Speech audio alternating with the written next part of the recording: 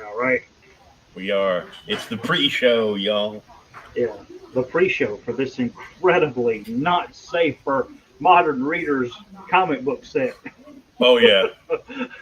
It was this book would send people Let's put this up into conniptions now. But because damn, it's good. all those pussies out there that were applauding Marvel for changing the skull logo on the Punisher Oh my to god, dude, to that something pisses me off. verified.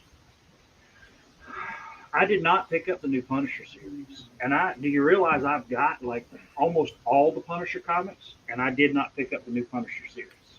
Well, It's dumb. It sounds dumb as shit.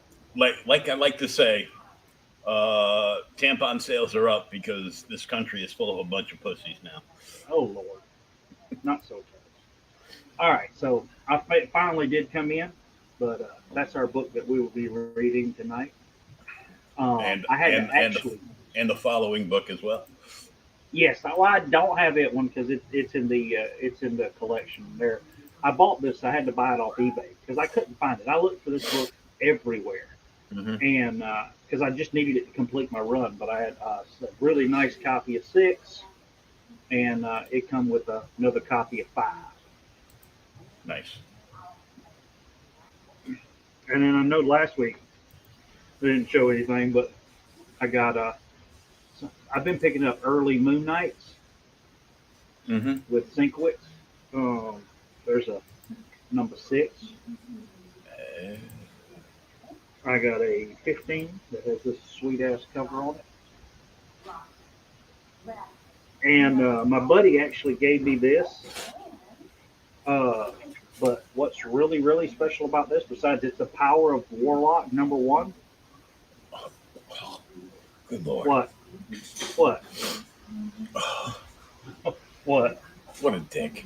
Uh, Why? my buddy gave me this. It's really cool because it's a power of Warlock number one. But Yeah, wait, there's more. it's autographed by Gil Kane.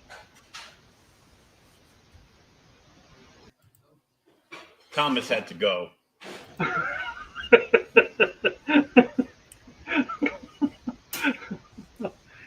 Yeah, he's not signing any more books. No, they don't have pens in the caskets. So damn. Yeah, I was like, damn, autographed Gil Kane. Uh, Uh, yeah, like and it, and you know it's I know you've it's seen this stuff because I shared it on John's comic page there, but I got me a King Robin oh sweet. and I I came this close to buying a DC action figure today and yesterday. I'm trying to hold back. so the hottest DC action figure right now is Gotham Knight. Which one? No, not Gotham Knights. Uh huh. Gotham Knight from Okay. the death metal story. Yeah. He was the one that was strapped to the hill with all the guns. Okay. As soon as that figure came out, some mothers group, against tiny little pieces of plastic that represent guns. Didn't you? Yeah, you said that they no more guns in their figures, right? Warner Brothers banned guns being made in their figures. So there's a whole bunch of 3D printer dudes about to get like real rich. But I know you would appreciate this one, a bigger close up look. Dude, I love that book. That that cover is awesome. Alien Alien World, Worlds such a damn good book. and what was this?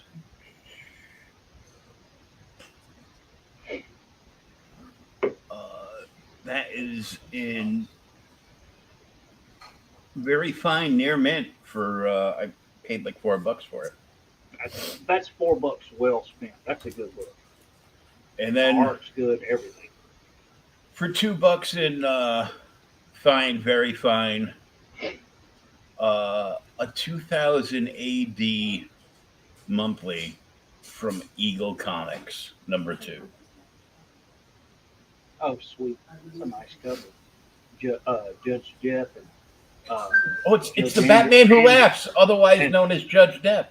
and Judge Anderson. Yeah, it's a big Judge Anderson issue. It's like a weekly. It was like a small one, and then I was excited to get this one. It's a little scuffed up, but I mean, $8 by Roy Boy Thomas and P. Craig Russell. It is the dreaming of Elric. I saw that somewhere the other day. I may have been. I was on. I was going through the Marvel graphic novels because we were talking about them, and I was looking at them online, all the digital ones. That's got awesome art in it. Oh yeah, and then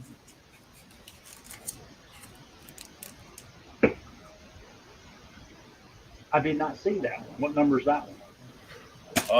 this is I can't tell because it's got a like a light tear in the cover, Oh, okay. but it's not tear. It's not like a rip. It's just kind of like somebody had tape on it and they Okay. pulled it and it made like a little tear. So the cover number's kind of gone. It says Mob. It just says Marvel graphic novel. I don't know if there's a number on it. Yeah, they were all numbered because they went up to like 70 or 80. I was online. I was like, wow, that's kind of crazy. Well, I'll crack this one open. Because the Elric one's pretty early. Make the choice, yours.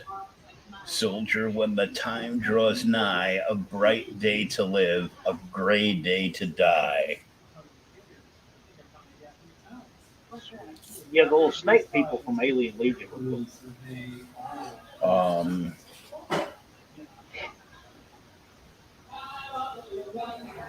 This can't be the first one. No, it's not.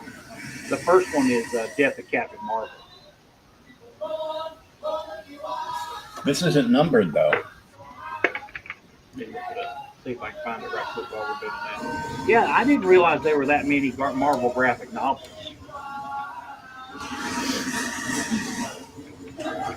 Oh, here they are. They're listed. Death of Captain Marvel, Dreadstar. No. Death of Captain Marvel, Elric, which is #2. Dreadstar that I bought is #3. Then New Mutants, I need that one. Yeah, that's cool. The X-Men, I need that. Starjammers, obviously. Killraven, which I have. Another P. Craig Russell. But Don McGregor just went nutso with a typewriter in that one. Super boxers that's got John Byrne stuff in there, but I looked at it and go, nah. Futurians, Hot Burst, Void Indigo, Dazzler, Starstruck.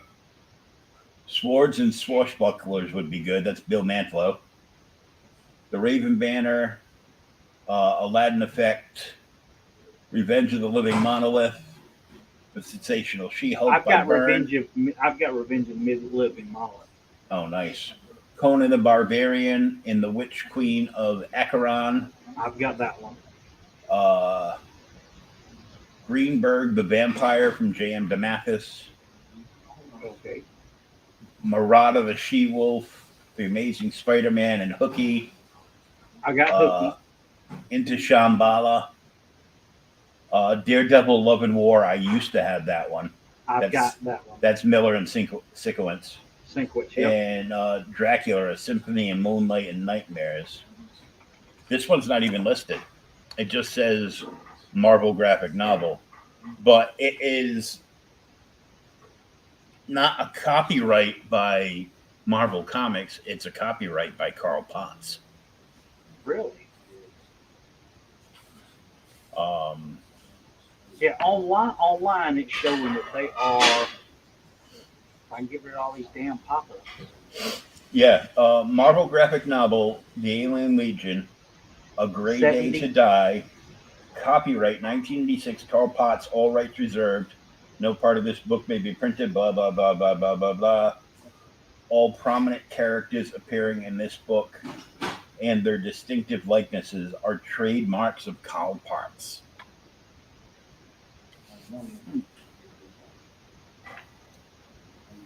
But this is pretty awesome. A Great Day to Die, Alien Legion, Mm-hmm. number 25. Is it? That's what I was saying. Yeah, Carl Potts, Alan Zenowitz, Frank Chirico, Terry Austin, Steve Oler. Yeah, see? Because you see that tear right up where it says graphic before the novel? Yeah. Like and then there's the price, American Canada. And then there's, everybody, Carl Potts, Alan Zenowitz, Frank Sirocco, Terry Austin, obviously the inks, and Steve Oliff was the editor-in-chief. I don't see a number on it. I don't even see a number on here either. But yeah, it's got it at 25 on here. So maybe they didn't number them. They just numbered them by the way they ordered them. The back of it's cool. I like the snake people in Alien Legion. They were always kind of cool. Mm-hmm. But I was excited to get those, but I way overspent. I didn't get an invoice in for a while, so I'll be getting another package sent out to me. But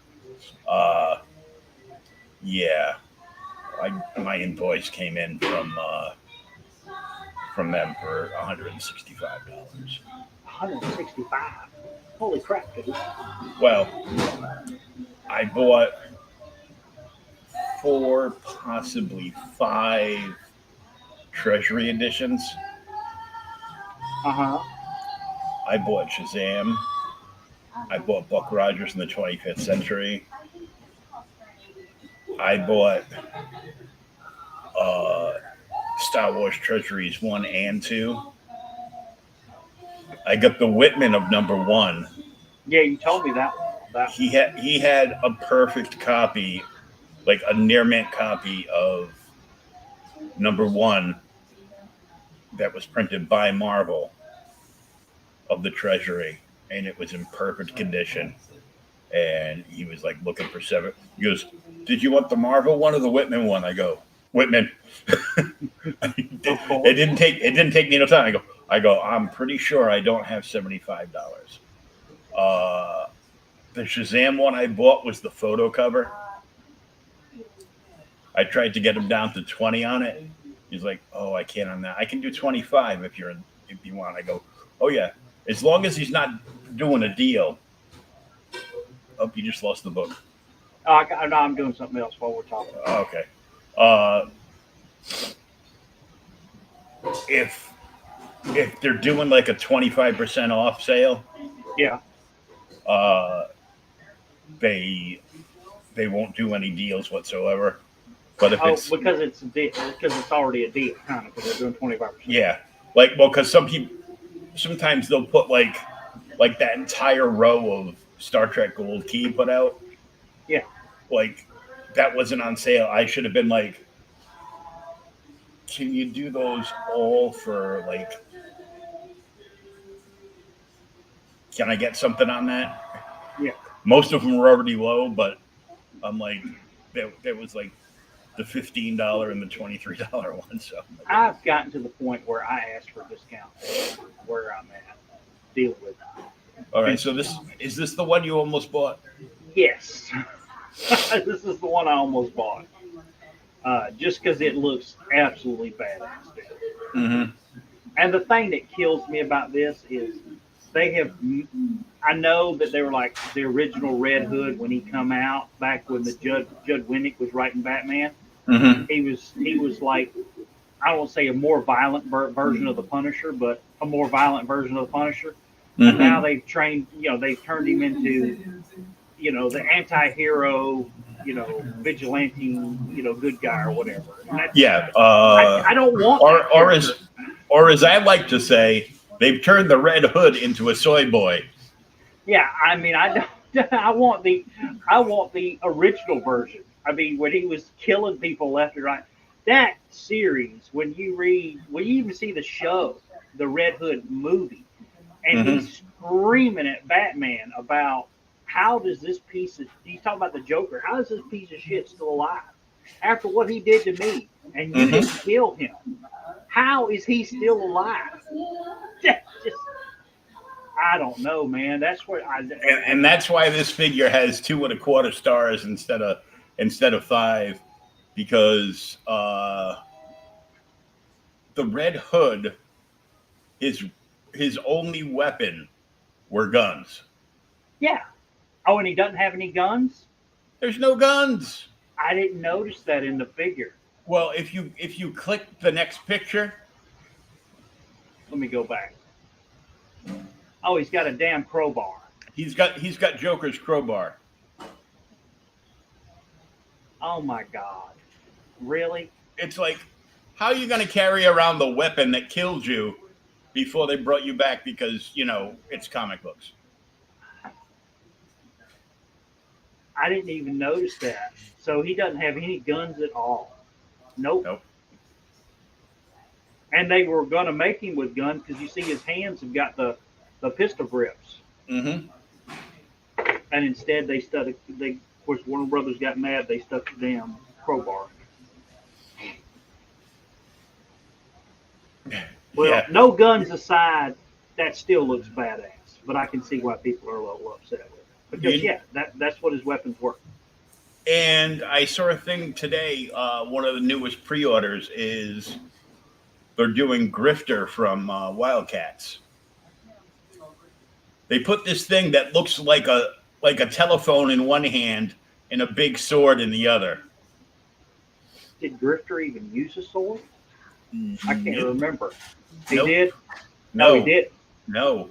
The I can't remember her name, but the like the white blonde haired girl that was from like the Warrior Planet. She Yeah. had like the twin katanas, and I she was can't remember badass. her name either. The only one that didn't use a weapon was Voodoo, because she was like all mental powers. That's damn. That's that. Now I see why you're saying the people who 3D print their own toy guns are going to be worth making big. Hmm. That's crazy. Like, some people are like, so I'm getting somebody said that they were selling like their old DC Direct versions because they like the McFarlane versions better, except the fact that they don't have any weapons. Yeah. So they're opening up all the DC Direct versions, and they're keeping some of the accessories out of them, like if they had guns or something. Yeah. They're keeping the accessories out of them and just selling, the figure as is, without them, so they can display like the new McFarlane figures with the guns. But you could, I don't know, that's kind of silly too. You could go on eBay and buy just plastic figure guns. I'm sure there's, you get, 50 for $10 or something. I don't know.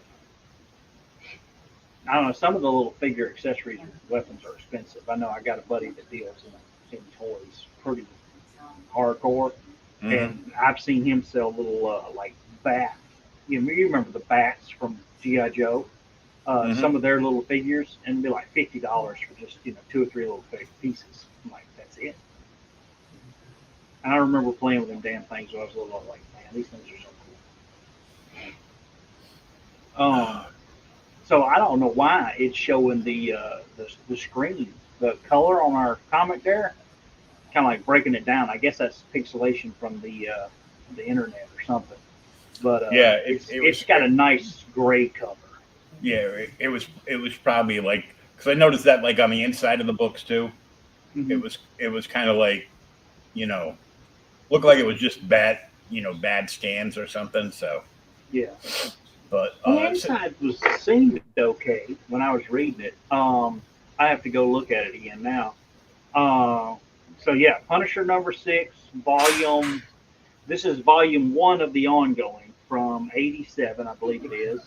And we got a cool Magnolia. And dude, this is two great tastes that go great together if you didn't notice.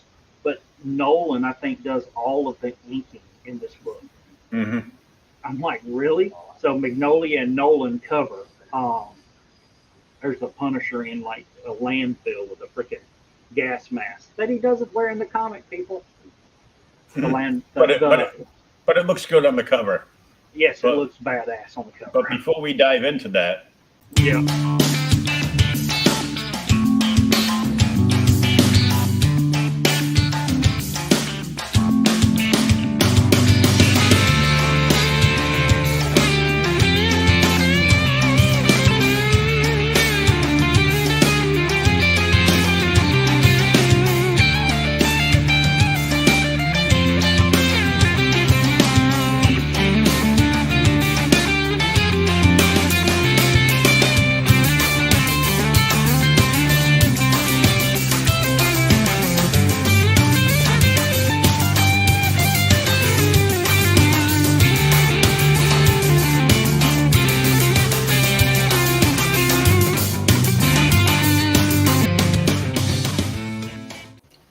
Hey, it's official. This is the real part of the show where we actually talk about the comic book in question.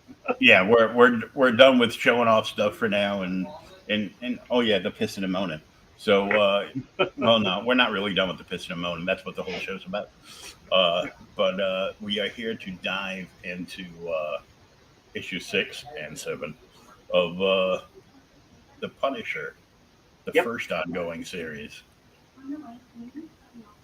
Because the 5-issue series before this was I think it was Mike Baron still wrote it, and that was the Punisher limited series. Yep. Was it Tale of Blood, I think, or something? I can't remember the name. Tale of Blood. I love it. Mm-hmm. But yeah, awesome cover by Magnolia. It looks good in the Toxic Dump, which is in New Jersey, people. What is the year on this? Because I couldn't remember. 88, February 88.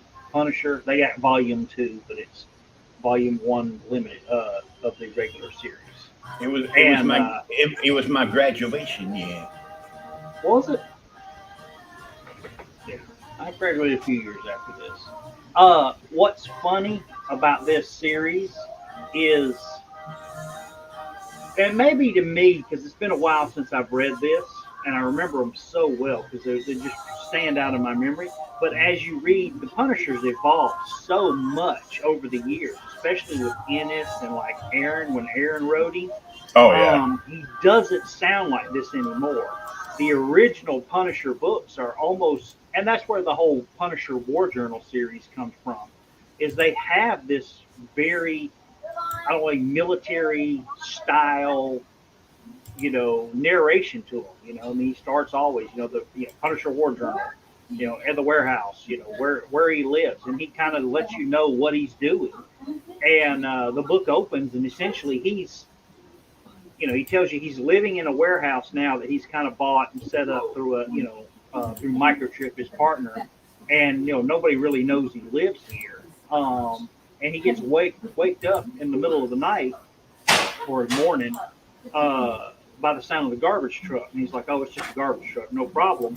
But then he hears, the garbage truck. There's some like pop-pops outside, so he goes to investigate. He gets dressed, and then he hears the damn garbage trucks. It sounds like they're grinding on something, just like a chunk. And lo and behold, when he gets out there, the garbage men are dead, and they've been shot and thrown into the damn garbage truck and mushed. He's like, "I didn't do it, I swear." Yeah, this wasn't me. But yeah, so there's our creative consultants up top there. We got Mike Baron as the writer. David Ross was the penciler. I was so impressed with this, I actually looked up David Ross. He's still working. Wow. he's done a ton of stuff, and he's got a new series coming out. It's by an independent. I think I sent you the link to it. It looked really good. That very clean '80s '90s style. Uh, Anchor is Kevin Nolan. Ken Brusnick is the letterer. John Wellington is colors. Carl Potts is the editor, and Tom DeFalco is the editor in chief. Um, so yeah, the Punisher gets out there, and he there's blood all over the place. So we look into it, and he heads back. He obviously has to leave because the damn cops are going to come and see what the hell's going on, and he doesn't want to be there because he's the Punisher. So he heads over to Microchips to find out what the hell's going on. And when he gets there, this is when Microchip and his kid are here. I can't remember when it happens, but remember later on, Microchip's child or kid actually dies. Yeah, I remember. Yeah, he got killed. Yeah, he gets killed, and it causes Microchip to flip. He turns on the Punisher in later issues. But yeah, I was blowing this up because he heads over to see. He talks to Microchip about it, and he's trying to find out what's going on.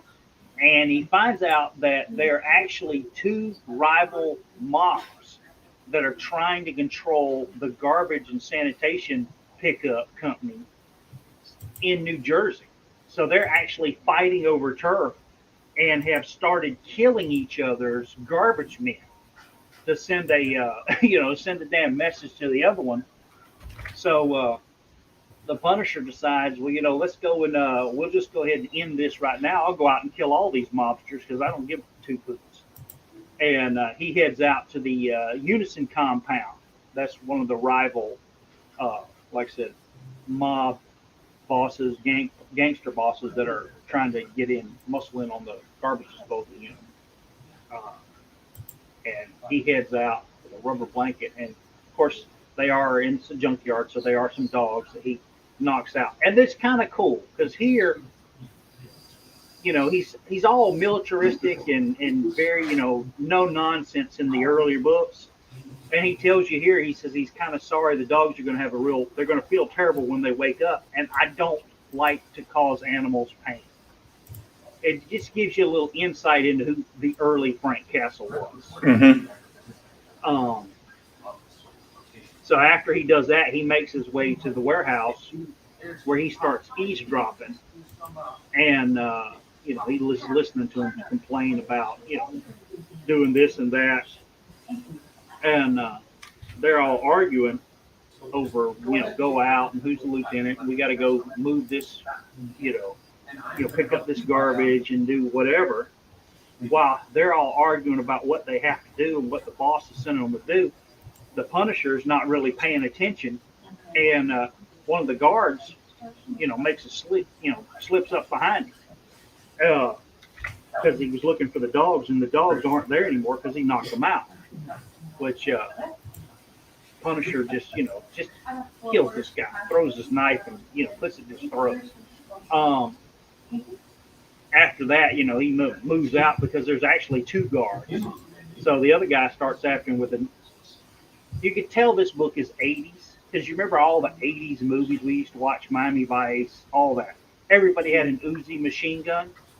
Mm-hmm. It seems like every freaking criminal in this book has an Uzi machine gun.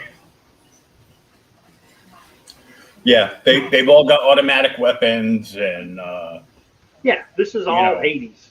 Frank's going around with like a 45 and Yes. And a knife. And a knife. That's it. He's got a 45 and a knife. And it's not even a Rambo knife. No, it's not. It's a Bowie knife. I mean, I bought a Rambo knife off of one of those infomercials when I was a kid. Dude, my mother almost cut my throat with it. Damn it. Did you have What do you mean, you take the I go, bottom off in case I get lost in the woods, there's a compass in the handle. Leave me alone. and don't forget the fishing hooks and the fishing line. Mm-hmm. In the wire saw cutter. And matches. I think it had matches too. I think it had like 3 matches in there. Yeah, something. Which I So, used right away to smoke something. you But smoke stuff. now back to our regularly scheduled program. Yeah.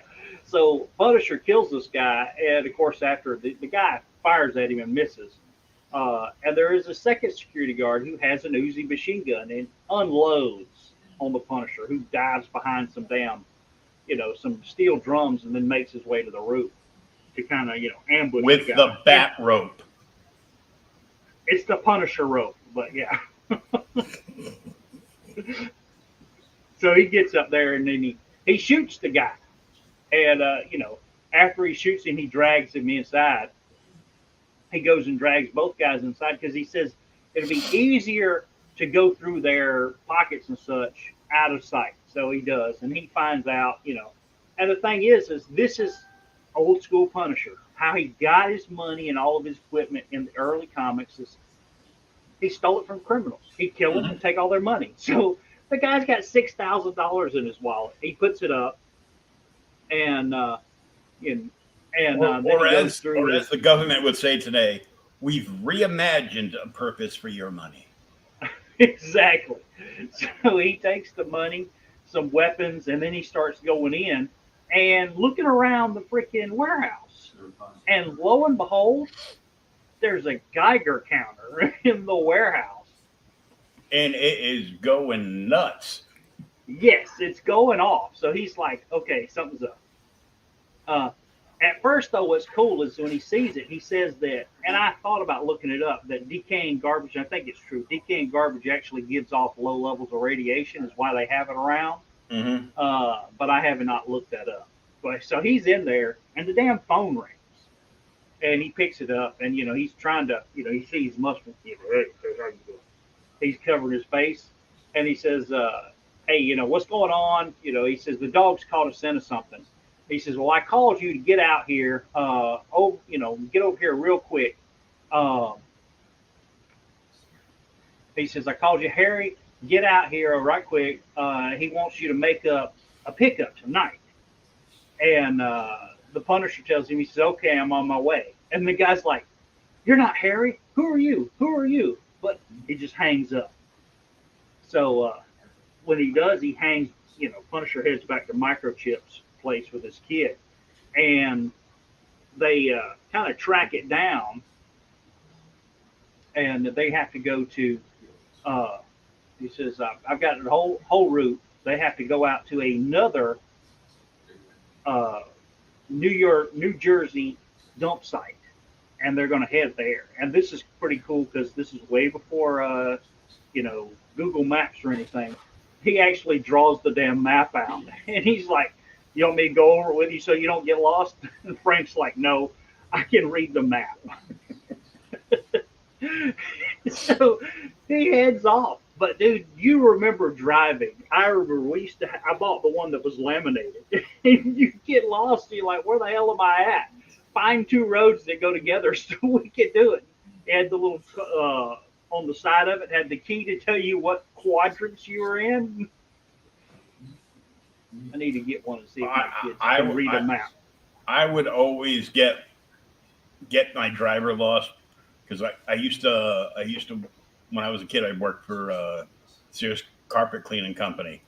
They always gave me the navigator's job, which was the bitch of the crew. I would have to haul all the equipment in and out. They would talk nice with the customer, and I would do basically all the work except the fun part, which was getting all their shit wet. Cleaning the carpet. Yeah, actually doing something that mattered. I would have to carry all the sludge in and out, whatever. Yeah. Fill up the chemical barrels. It's probably why my eyesight's the way it is. I was filling the Teflon and I got some splashed in my eyes one day. They told me to go home and come back tomorrow. Go home and come back tomorrow. Mm-hmm. It's just chemicals in your eye. Yeah, don't worry about it. Go to the wash station. You'll be fine. Yeah, I forgot what the hell we were talking about. Oh, yeah, the maps. I'd be like, are you sure you know where we're going? I go, yeah, I know where we're going. We'd have to go to the Cape every Wednesday. So yeah. I would follow. We'd go and we hit Dunkin' Donuts like everybody else, get a bunch of snacks. I'd eat all my snacks, which was all my money for the day, and have I just finished drinking my coffee, and then I would start snoring like fast asleep, and like an hour later we get like into the area we were going to be in, and then I'd get slapped because I was asleep. Wake the hell up. Find where we are. Okay. Well, you're driving 50 miles an hour. I can't find a little side street we just passed on this big map that's out to here. And I would find us, and I would give us bad directions because no matter which way we were going, somehow I always had the map exactly upside down.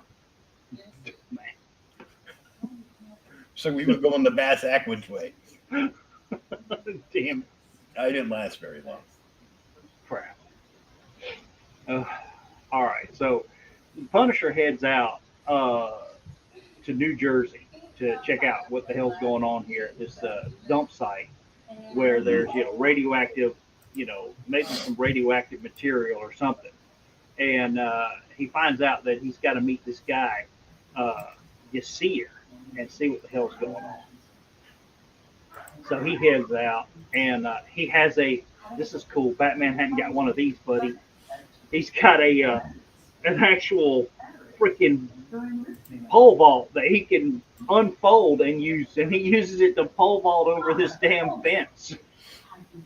You know why Batman doesn't have one of those? Why? Because that's Robin's baton. It's Robin's baton. The one that decided that he didn't like girls this past year. Oh, Tim Drake. Well, yeah. They said he's coming back. So, the Punisher manages to pole vault into the dump site, and he starts heading that way. And there's just trash everywhere.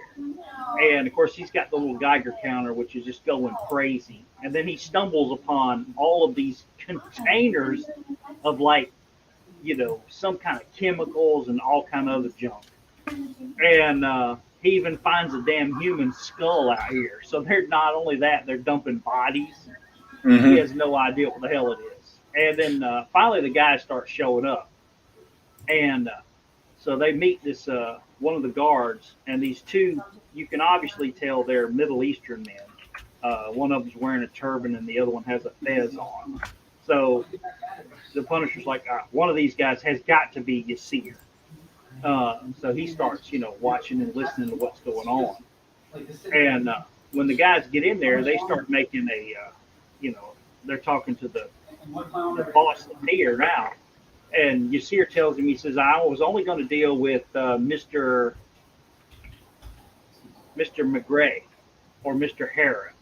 And he says, look, I'm the only one here right now. They're gone. If you want the 5 keys of plutonium, I've got it. If you don't want to take it, go away.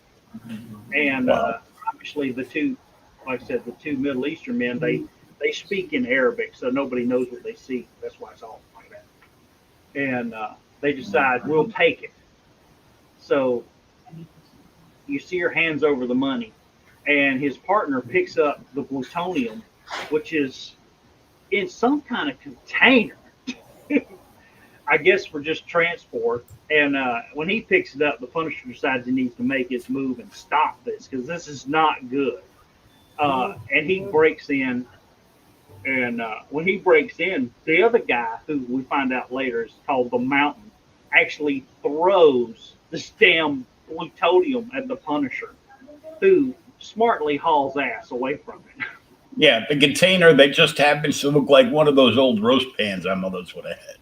Yeah, it looks kind of like an old roast pan, yeah. So he hauls ass, and he's shooting them, trying to get away, because now that they know he's there, all the guards are coming after him. And he runs upstairs and manages to find their their arsenal room. And this is where he talks about Major Uzi's invention is great for close quarters. And so he picks up the damn Uzi and a ton of, grenades and anything else. So he starts bombing them. And the leader of the group and Yasir down there, now they're arguing.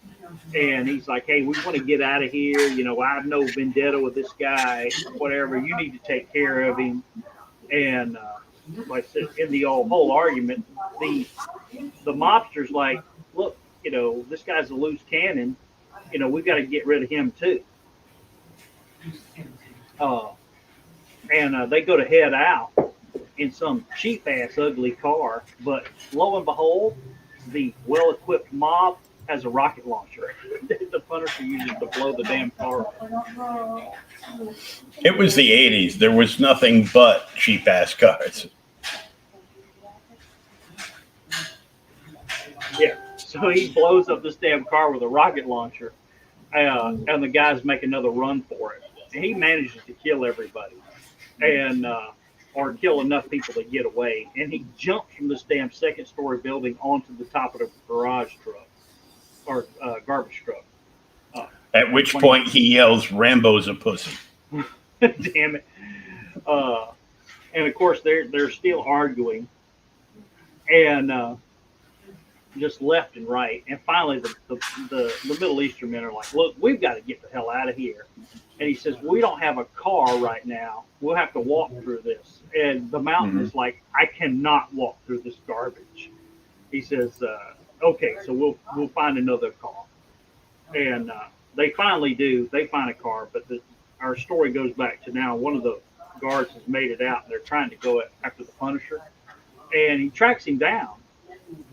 And Punisher beats him up a little bit there, as you see. He beats him up, and as he does, he actually questions him as what the hell's going on. And he says, the Arabs, they want the plutonium. They're going to try and build a bomb or something, but they don't have time to build a bomb. And he said, this is all Harry's idea. He's Muscati's number one. This is the easy way to make a bunch of money. We really don't care. So basically, the mob they don't care here. They're just going to get the money. They want to make it. And whatever the Arabs do with the plutonium, it's out of their hands. It's not their thing. Of course, now the rest of the guys actually make it back and find the Punisher and kill their companion as he finally makes his way out. Yeah, otherwise known as the Meat Shield. Yeah, the Meat Shield. And then as he's going to leave, here comes reinforcements. And the Punisher's like, I've got a lot of people to kill here. Yep.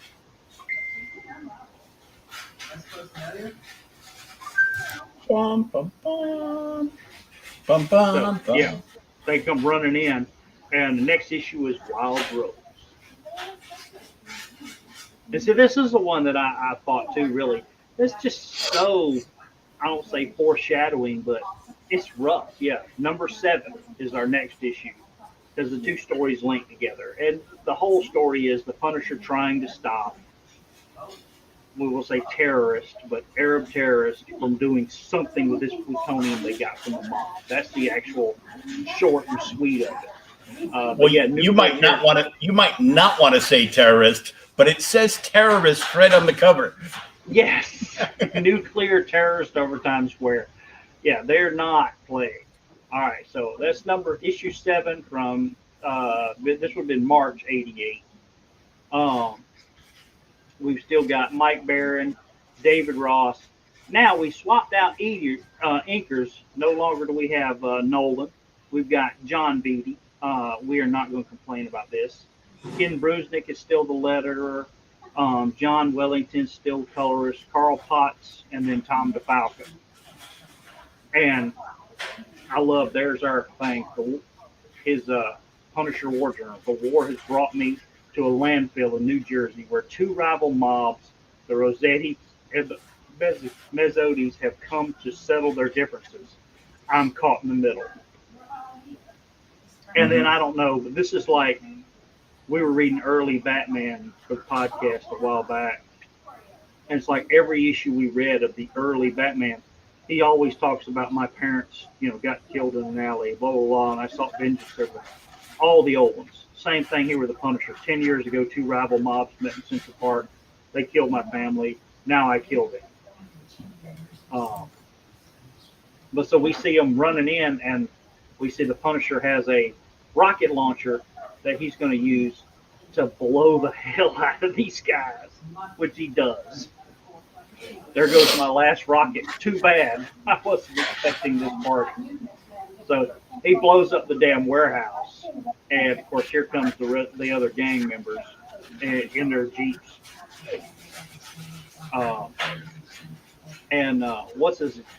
This guy actually gets the drop on him and cusses him out. He says, "You've been the one that's been hounding me from the day one. From my collection point in Patterson. Says you killed the dogs, probably killed Harry." And the Punisher just kind of bluffs him. He says, "Yeah, that's right." He says, "Okay, before I blow you away, why are you after me?" And he says, "I'm not after you. I'm after the Arabs. I'm following them." So this guy kind of gets shocked from it. He asks him, he says, "So you're Mossad?" The Punisher's like, "Hey, you blow me away, the Mossad, Mossad's going to be right after you." He says, "I really don't care about you. I want the Arabs." And he's got that psychotic grin on his face in that second panel too. Yes. Yeah. Well, I mean, the Punisher's a little off. Well, let's say, a lot off. Just a little. Just a little. So, he bluffs this guy, and the guy's like, "Okay, the Arabs wanted the plutonium. They're going to do something with it, build a bomb or something. I don't know. That was Harry. He says, I don't want the Mossad after me either. So if I let you go, will you just forget?" So even though this dude has a drop on the Punisher, he's like, "Yeah, no problem. You let me go. Now that I've got some information, we'll forget that this ever happened." And he hauls ass. And, he heads back to Microchips, where he listens in on the into the news, where he's there's no lead in the garbage truck murders. And he heads around. So he's sitting there talking with Microchip, trying to figure out where in the world could the Arabs actually take all of this plutonium and make a bomb of some kind. And what are they going to do with it? Times Square, Liberty Bell. They're running it through their head. Their heads and can't figure it out. Well, he finally gets up and he says, "Hey, I'm gonna go back to my place and get something. Take a rest." So as he heads out, the Punisher in his battle van gets back to the warehouse and he notices that there's lights on. And so when he gets there, the lights on his dashboard, they says that there's an intruder inside. So he, guns up and heads in. Dude, that top panel. You talking about the little psycho? Mm-hmm. That top panel, he looks pretty freaky, but dude, that's John Beatty taking over Ross's work. That looks like Mike Zeck. Yeah. It looks so much like Zeck. It's crazy. So the Punisher heads in, and there's somebody at his computer. And of course, she's, we find out it's a woman. Her name is Rose Coigle. She's from Mossad, and she's eager to talk to him. And of course, she has a badge and everything. She shows it to him, and then they sit down and they start talking. Dude, they talk a long time. So she's been tracking him since the landfill, and she run into him there, and she put a tracer on the battle van. That's how she got back to the house. And she says that they've been tracking the actual Yasir and his other guy, the Mountain, as they have headed into New York and America to try and get the plutonium to secure it to make a bomb. And she actually shows old school VHS tape as the guy made his suicide bomb, declaration of war or whatever. Mm-hmm. To the garbage eating dogs of the West, this is the revolutionary jihad. For too long the world has endured. Let me skip forward. He says, we have brought the war to your homes, your cities, because your values are garbage, and we have reduced your greatest triumph, the symbol of your colonial brutality, to garbage. Death to the enemies of Islam. Long live the revolutionary jihad. That is very, very. I mean, that couldn't be in a comic today. They would really people would freak out. So he's ranting and raving. And she actually says the most disturbing thing about the end of it is when he takes off all of his mask, so you can see who he is. Ahmad is his name. He says, yeah, when he took off his mask, he's planning on dying. It's a suicide mission. And they're still trying to figure out where the hell he's at. And of course, Rose tells the Punisher, she says, "Hey, can I use your computer? Maybe I can figure out where he's going to go." So the Punisher says, "Yeah." He actually kind of flirts with her there a little bit and leaves. And then the next day, of course, it wakes up and they're heading out. Let me blow it up. I can't read it. Yes, it's Ahmad the Mountain is a former heavy crane operator from Germany who had found meaning in the cultural identity with the revolutionary jihad. He's believed the prime enforcer responsible for at least 6 murders, including 2 Israeli agents. He is not a nuclear physicist. So they're like, who's going to construct a bomb? They're like, unless they use a rocket or something to dump plutonium in the reservoir. And of course, the Punisher's starting to get a little worried here. He says, "Are you the only Israeli agent involved?" She says, "No, I'm the only one that knows about you." And so they head out. They head out and go to this park to try and find out something's going on. Of course, when they pass this guy who's obviously carrying a weapon, they noticed it. And they even make a damn Star Trek fan thing. Says the guy's carrying, maybe he's a Fed. Punisher says no, he smells like a Star Trek fan. The Feds wash. I read that and I'm like, that's from the stereotype. Now I'm rooting for the bad guys as soon as I read that line. You're like, maybe the terrorists will kill Frank. 2 days after I get a box filled with 2 dozen Star Trek novels. Have you bathed regularly? Nah, I kind of like the smell of swamp ass and ball sweat. Damn it. So the Punisher chases him down, and they're like, "Hey, come on, we're federal agents. You're going to come with us." And the guy gets mad. Of course, they knock him out, and then they head over. They run the hell out of the park as they're trying to think about it. They just leave the guy that they knocked the hell out because the cops see it. And they make their way to we'll say it looks like a bar.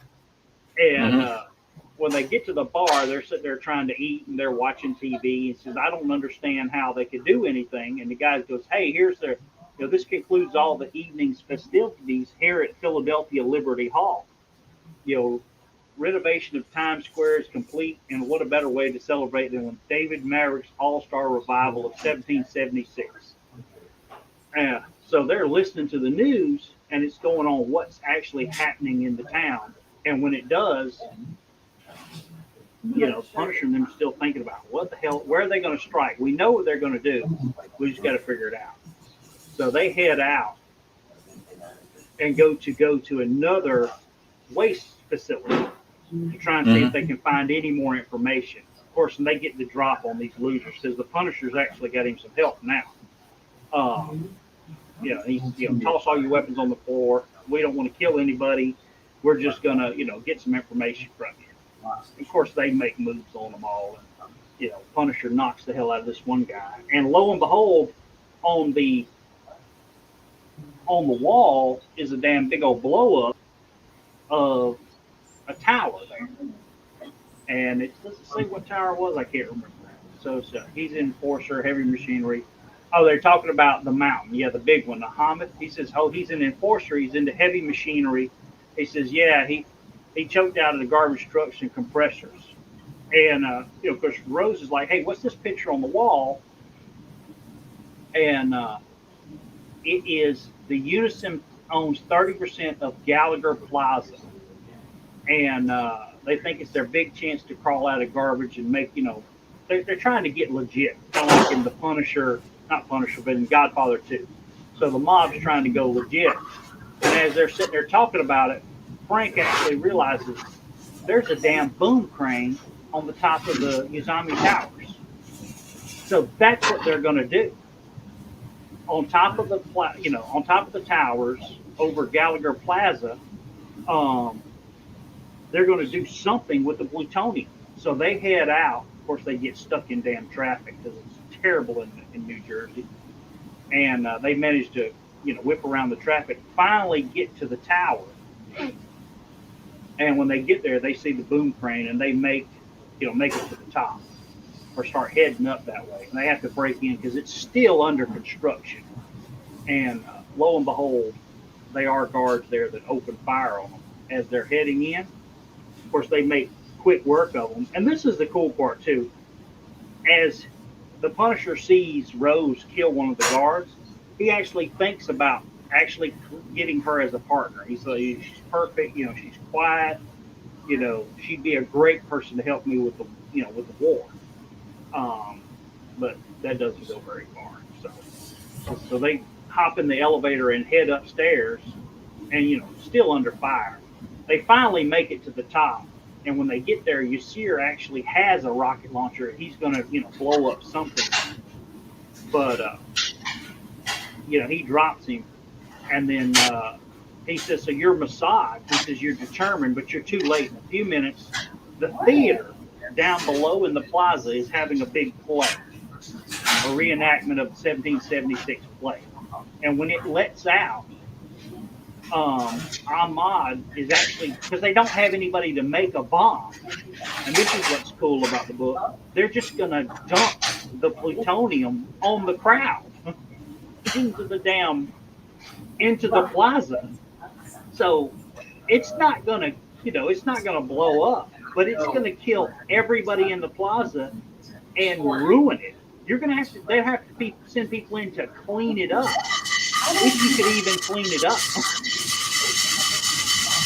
So when that happens, Punisher. Welcome to Chernobyl Plaza. Yeah, exactly. I mean, they're going to dump. It's 5 kilos, so we're talking like 12 pounds of plutonium. Mm-hmm. Punisher finally, blows this guy away as he shoots him. And Rose is already headed up into the boom crane to try and get Ahmad, who gets to jump on her pretty quickly. And, Punisher heads up there, and the guy, Ahmad, tells him, he says, "You're in good time." He says, "Drop all your guns or I'm going to kill the girl." Now, of course, the Punisher does. And then he tells him, "Climb out on the crane. I want you to see I want you to have a good view of what the hell's going to happen." So the Punisher heads out there. And he can see the damn plutonium is still, hanging there. And he doesn't want Ahmad to use the gantry crane. So when he gets out there, he still has his boot knife, which he actually shoves into the little wheel on the crane so it can't move. When he starts to move it, it won't lower up and down. So when that happens, Ahmad heads out because he's got to get up there and dump the plutonium. And when he does, Rose actually shoots him. She's still got a pistol. She shoots him. And, of course, he's a big old guy, so he gets mad at her and picks her up and throws her to her death right off the damn crane. Punisher can see her as he throws her. She just falls down. She goes flat. He's so upset that he actually runs and hits the guy. And he says it's like hitting a mountain. That's why they called him the mountain. He was so big. And he knocks him off the crane. So this guy falls to his death. And there at the last page, it shows the Punisher just looking sad down on the crowd. He saved everybody below, but nobody really knows what the hell's going on. And it says at the bottom, he says, "I learned that Rose had invaded the National Crime Council and planted her credentials to Mossad. The Mossad had never heard of her, and there was no record of her as an Israeli citizen." He says, "All I'm left with is garbage." He literally knows nothing about where she came from or where she went or why she was doing this. But instrumentally, she helped save all these people and a major U.S. city. And that's it. The end. The end. I liked it. Maybe not It was your good. cup of tea. I mean, maybe it's definitely a comic that's not now. It's very realistic. As realistic as comic books can be. No superpowers. Mhm. Kind of what the hell's going on. I thought the story was really good to me. Could it be more complex? Yes, it could be, but it was fine. It's a comic book, and I thought the art was really good. I mean, David Ross does a really good job. Enough that I looked him up. Um, and of course, Kevin Nolan and Beatty are excellent anchors. And hell, you even get a Mignola cover. So I thought there was a lot to like in it. Like I told you last week, the first probably 20, 25 issues of Punisher second series or first ongoing are really good. Yeah, it was. I enjoyed it because it's nothing that I would go out and read myself. Like I read Punisher like here and there, but you know, it was like if I missed an issue, it was my excuse to cancel my subscription. Yeah. Well, I remember when I was in high school, um, in the '80s, late '80s, when this was coming out, when I was in high school.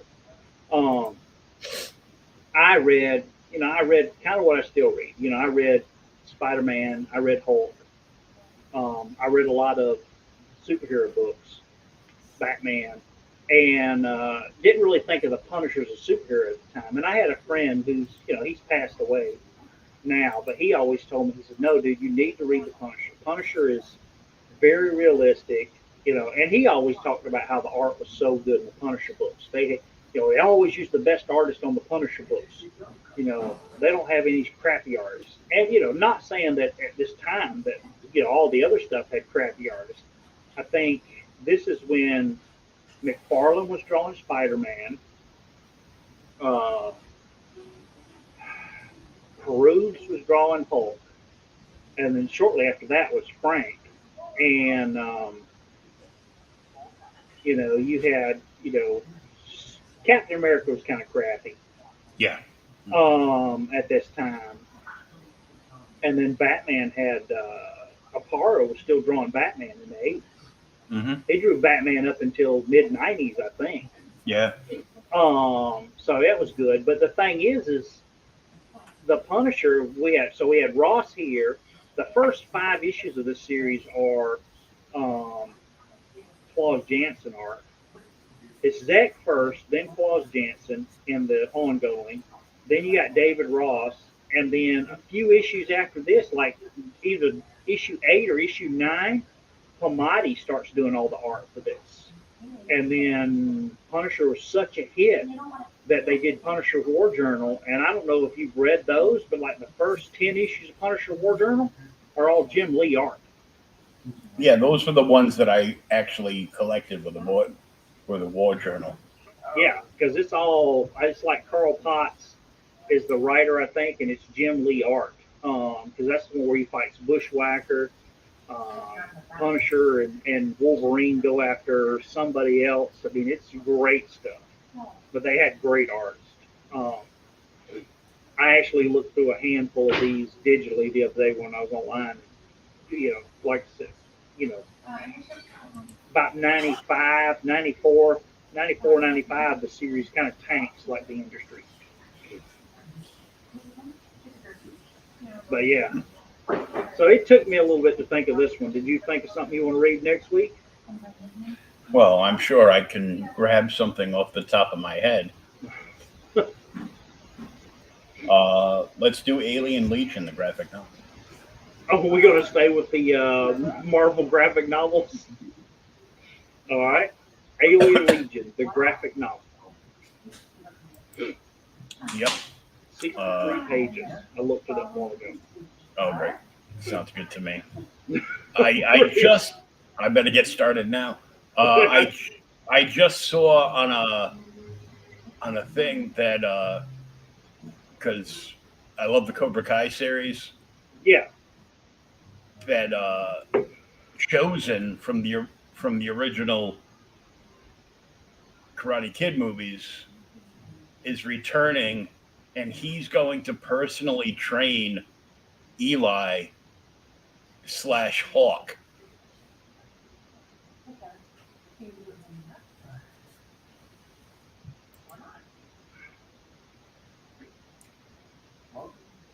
So I don't know. I haven't watched all of your Karate Kid. I know you love it though. oh my god, Yeah. it's almost like you have a job or something. Yeah. Didn't you say you watched like the third season like 3 times already or something? Yeah, well, I had to get my girlfriend caught up on all of it, but then we sat down and we watched the entire fourth season in one sitting.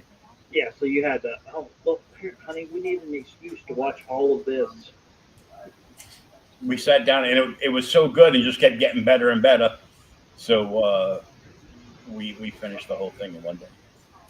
But I got in trouble because I woke up at like 5 and found out it was on. So I started watching it, and then she woke up around 7.